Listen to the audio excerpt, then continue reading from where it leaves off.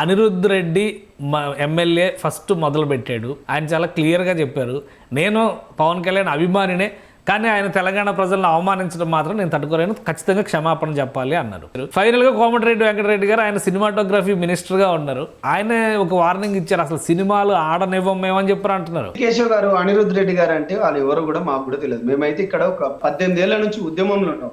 అనిరుద్ధ్ రెడ్డి గారు ఏంటంటే ఆయన అటెన్షన్ గురించో, తను ఏమైనా చేయాలనుకుంటే ఆ నియోజకవర్గంలో ఏమైనా ఉంటే అభివృద్ధి పనులు కానీ దానిపైన మాట్లాడితే చక్కగా ఉంటుంది.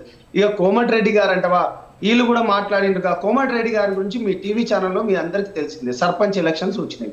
ఒక సర్పంచ్ అక్కడ ఏదైతుందో ఒక బీసీ బిడ్డను కిడ్నాప్ చేసిండ్రని ఒక వార్తలు వస్తున్నాయి. తనని తీసుకొని పోయి అక్కడ తాగించారు, తనతోని నామినేషన్ వేయించకపోతే తన భార్య కూడా వేసిందని. ఇంత ఉత్సాహకరం అండి ఇదంతా. ఇలా అనిరుద్ధ్ రెడ్డి గారు ఏం మాట్లాడి అంటే తన నియోజకవర్గంలో ఉన్న అభివృద్ధి పైన మాట్లాడితే చక్కగా ఉంటది. దాన్ని డైవర్షన్ చేసుకొని ఏం లేదు, ఫ్రీగా ఒక పవన్ కళ్యాణ్ గారు దొరికినరు. తను ఏం మాట్లాడినో ఫస్ట్ వీళ్ళకి సొయ్యి ఉండాలి కదా, వీళ్ళకి తెలుగు భాష అర్థమైతే ఆ భాషను అర్థం చేసుకోవాలి కదా. కానీ రెండు పార్టీలు వ్యతిరేకిస్తున్నాయి కదా. కాంగ్రెస్ అధికార పార్టీ కాంగ్రెస్ వ్యతిరేకిస్తుంది, ప్రధాన ప్రతిపక్షంగా చెప్తున్నటువంటి బీఆర్ఎస్ పార్టీ వ్యతిరేకిస్తుంది. ఇద్దరు ఖండిస్తున్నప్పుడు పవన్ కళ్యాణ్ గారి వ్యాఖ్యల్ని సమీక్షించుకోవాల్సిన అవసరం ఉందా లేదా? ప్రజలల్లో ఒక అటెన్షన్ తీసుకురావాలని రెండు పార్టీలు ప్రయత్నిస్తున్నాయండి.